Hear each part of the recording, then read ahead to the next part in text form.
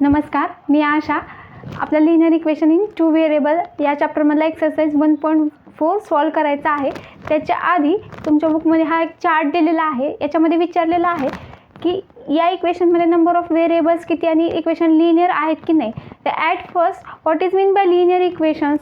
तर ax plus by plus c is equal to 0 याला आपण लिनियर इक्वेशन असं म्हणतो. कधी?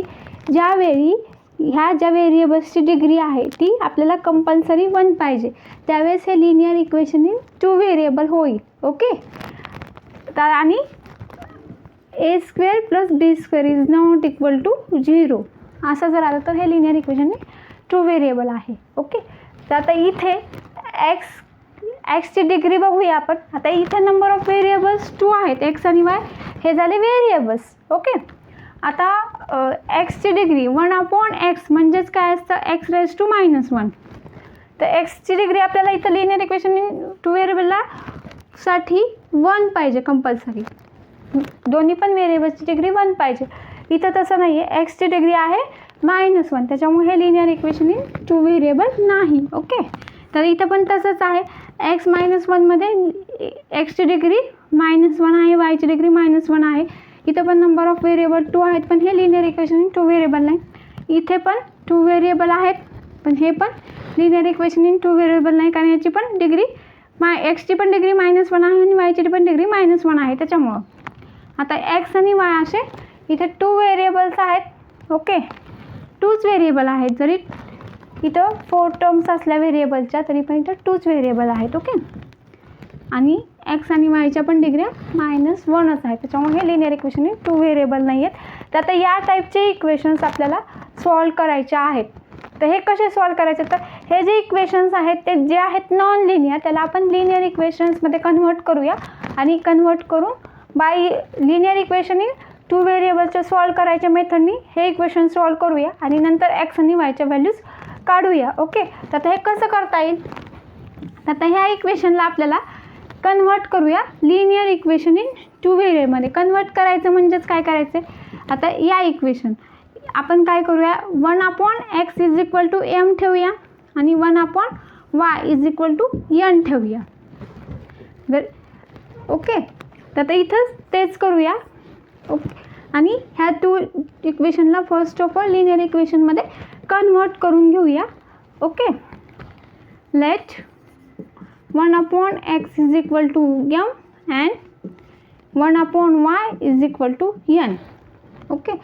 आता हे दोन्ही पण आपण ह्या इक्वेशनमध्ये ठेवूया. ओके. तर इक्वेशन 1 आणि 2 याला आपण नंबरिंग करून घेऊया. ओके. जर m आणि n जर इक्वेशन 1 आणि 2 मध्ये आपण यूज केले तर using 1/x is equal to m and 1/y is equal to n in equation 1 and 2. Okay. Using और पुट दोन्ही पण तुम्ही यूज करू शकता. तर काय 1/x जर इथं ठेवलं तर आता इथं काय 1 मल्टिप्लाय असतं. ओके. 2 मल्टिप्लाय बाय 1 तर काय येईल 2m. ओके. ह्या इक्वेशनमध्ये 1/xच्या जागी आपण m ठेवतोय तर काय येईल 2m minus 3n is equal to 15. This is equation number 3. आणि इथं काय येईल 8m plus 5n is equal to 77. This is equation number 4.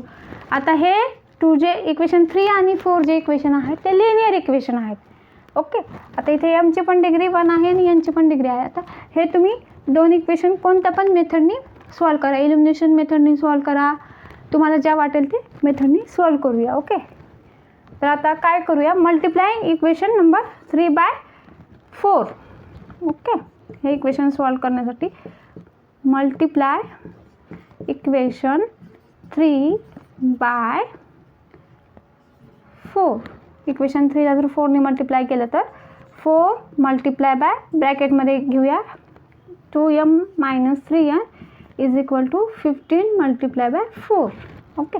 तर 8m मायनस आता मल्टिप्लाय करतो तर दोन्ही पण टर्मला मल्टिप्लाय करायचं असतं. Which side 4 multiply by -3 -12 n is equal to 15 multiplied by 4, 60. This is equation number 5. Okay.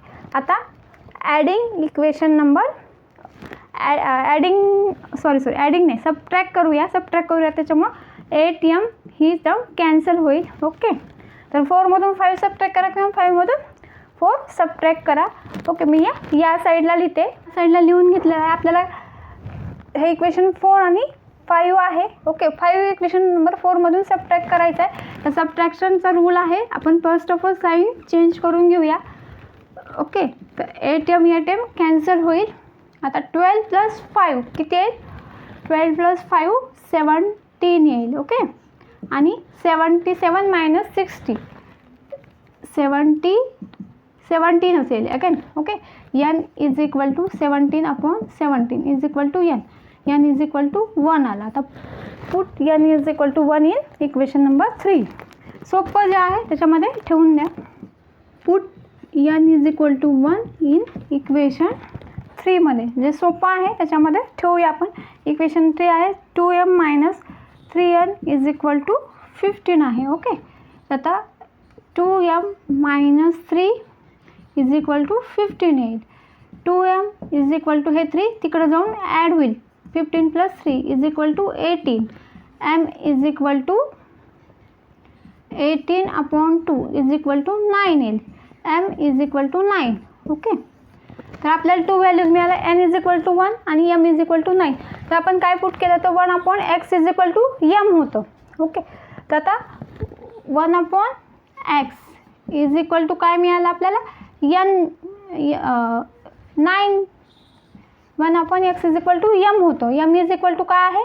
9 आहे. ओके. आणि 1/y इज इक्वल टू 1 मिळालं. तर x इज इक्वल टू 1/9 येईल and y is equal to 1 येईल. ओके. तर this is our answer. x is equal to 1/9 and y is equal to 1. Okay. जर तुम्हाला video आवडला तर लाईक करा आणि सबस्क्राईब करायला विसरू नका. थँक्यू.